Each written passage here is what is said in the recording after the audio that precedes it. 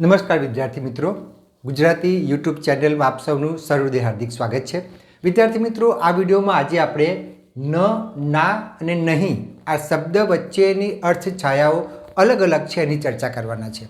આમ જોવા જઈએ તો આ ત્રણેય જે શબ્દ જે છે એની અર્થ છાયા એક જ કહેવાય, ના, નકારના અર્થમાં, પણ એને જુદી જુદી રીતે આપણે પ્રયોજીએ છીએ એ આપણે જોઈશું આજે. તો સામાન્ય ન એ ન ક્યારે વપરાય છે? તો એ ન એ સામાન્ય નકારના અર્થમાં પ્રયોજવામાં આવે છે.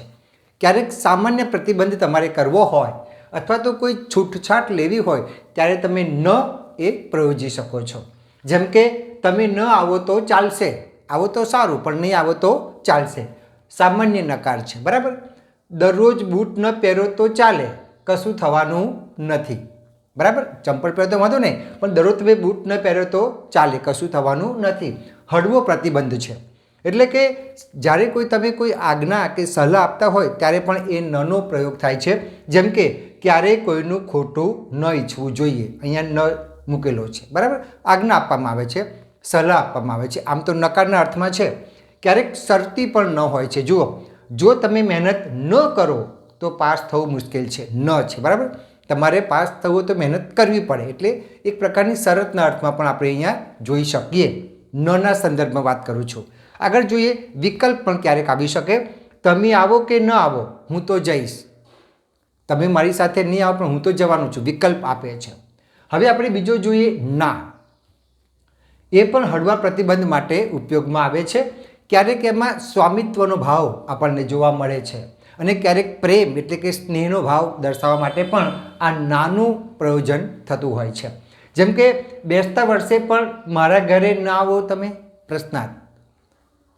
તમે રોજ તો આવો છો પણ આજે, અથવા તમે રોજ નથી આવતા પણ બેસતા વર્ષના દિવસે તમારે મારા ઘરે તો આવવું જોઈએ ને, એમ. બેસતા વર્ષે પણ મારા ઘરે ન આવો તમે, પ્રશ્નાર્થ ચિહ્ન, એટલે તમારે આવવાનું છે. બીજું, તમે મારી સાથે ગરબા ના રમો તો મને કેવું લાગે, દુઃખ થાય, એટલે અહીંયા નાનો સંદર્ભ અલગ છે. જોઈએ, ના, તમારે એક ગુલાબજાંબુ તો ખાવું જ પડશે, ભલે તમને ડાયાબિટીસ હોય, પણ ના, તમારે એક મારા ઘરે આવ્યા છો તો એક ગુલાબજાંબુ તો તમારે ખાવું જ પડશે, એના સંદર્ભમાં છે ના. બીજું આપણે જોઈએ કે મમ્મીએ મને તડકામાં રમવાની ના પાડી છે.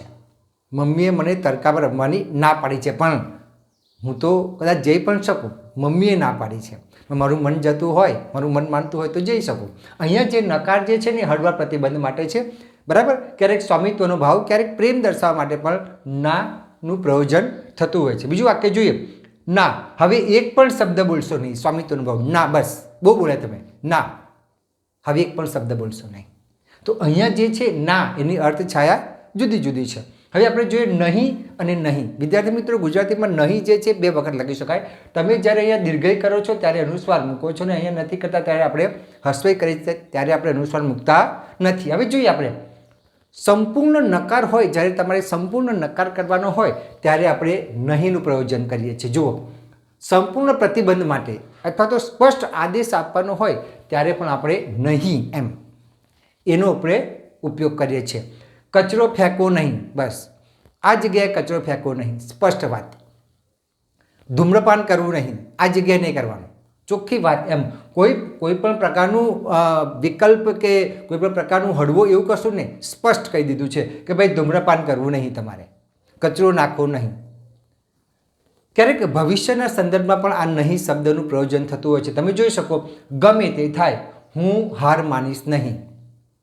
ભવિષ્યમાં મારે પહેલો નંબર પાસ થવું છે, ગમે તે થાય હું વાંચીને ગમે તેમ કહીને પહેલો નંબર પાસ થવાનું છું, એટલે કે હું હાર માનીશ નહીં. ગમે તેટલી મુશ્કેલી આવે હું હાર માનીશ નહીં, એ ભવિષ્યના સંદર્ભમાં છે. ક્યારેક ચોક્કસ પરિણામ માટે પણ આપણે આ નહીંનો શબ્દ પ્રયોગ કરીએ છીએ. જુઓ, આટલી ઓછી મહેનતે તમે પાસ થશો નહીં, ચોક્કસ પરિણામ છે. તમારે પાસ થવું હોય તો વધારે મહેનત કરવી પડે, પણ આટલી ઓછી મહેનતે તમે પાસ થશો નહીં. ક્યારેક તમારી સામે આગ્રહ પણ દર્શાવવામાં આવે છે. જેમ કે તમારે જમ્યા વગર જવાનું નહીં. તમે મારા ઘરે આવે છો પણ તમારે જમ્યા વગર જવાનું નહીં, જમવાનું તો છે જ એમ, એટલે આગ્રહ છે. એટલે વિદ્યાર્થી મિત્રો, ગુજરાતીમાં જે આ ન, ના અને નહીં એ નકારના અર્થમાં જ પ્રયોજવામાં આવે છે, પણ એની જુદી જુદી અર્થ છાયાઓ છે. જેમ કે ન તો સોફ્ટ નો છે, બરાબર, હળવો, હળવું પ્રતિબંધ છે. અહીંયા ડાયરેક્ટ ના એમ સ્પષ્ટ, અને અહીંયા છે સ્ટ્રોંગ નો, નહીં એટલે નહીં જ એમ. તો વિદ્યાર્થી મિત્રો, આશા રાખું છું કે તમને આ વિડીયોમાંથી પૂરેપૂરી માહિતી પ્રાપ્ત થઈ ગઈ હશે. ન, ના અને નહીં, બરાબર.